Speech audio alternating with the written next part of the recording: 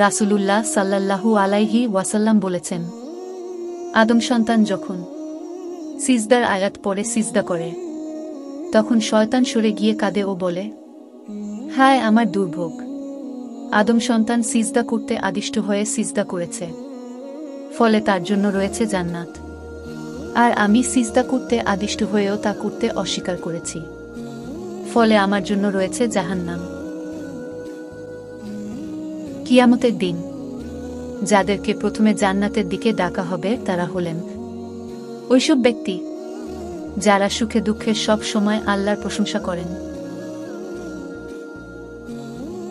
রাসূল সাল্লাল্লাহু আলাইহি ওয়াসাল্লাম বলেন, মানুষ স্বীয় পরিবার পরিজনের জন্য পুণ্যের আশায় যখন ব্যয় করে, তখন সেটা তার জন্য সদকা হয়ে যায়।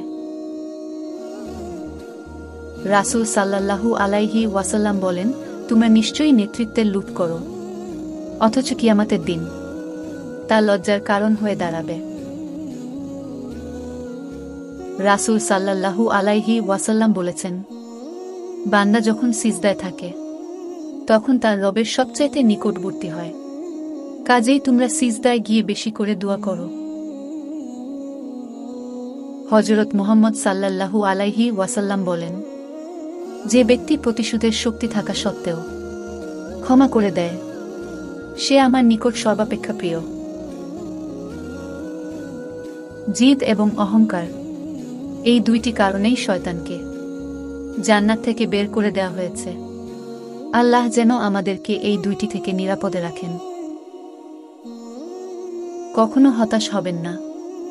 বিপদ যত বড়, আল্লাহর দয়া ও রহমত তার চেয়ে বেশি বড়।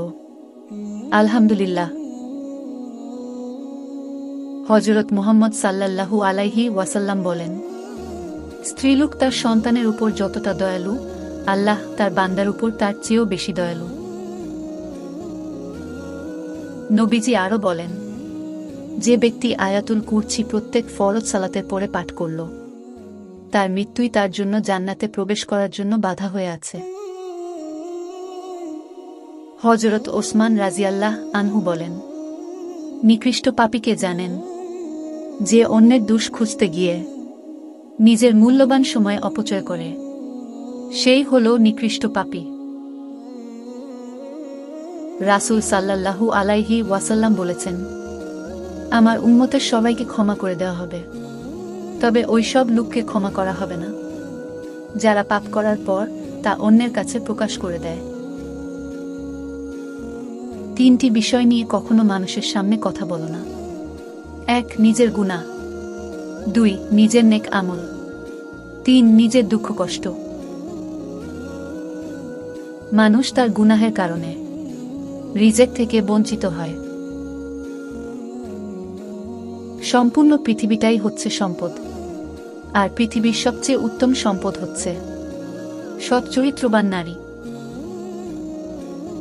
রাসূল সাল্লাল্লাহু আলাইহি ওয়াসাল্লাম বলেন, প্রচণ্ড ঠান্ডায় কষ্ট স্বীকার করে পরিপূর্ণরূপে ওযু করা, মসজিদের দিকে যাওয়া এবং এক সালাতের পর অপর সালাতের জন্য অপেক্ষা করা, এসব কাজ পাপসমূহকে ধুয়ে পরিষ্কার করে দেয়।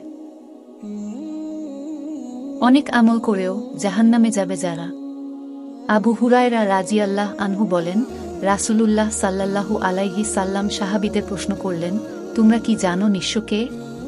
তারা বলল, সেই ব্যক্তি যার দিরহাম ও নেই এবং সম্পদ ও নেই।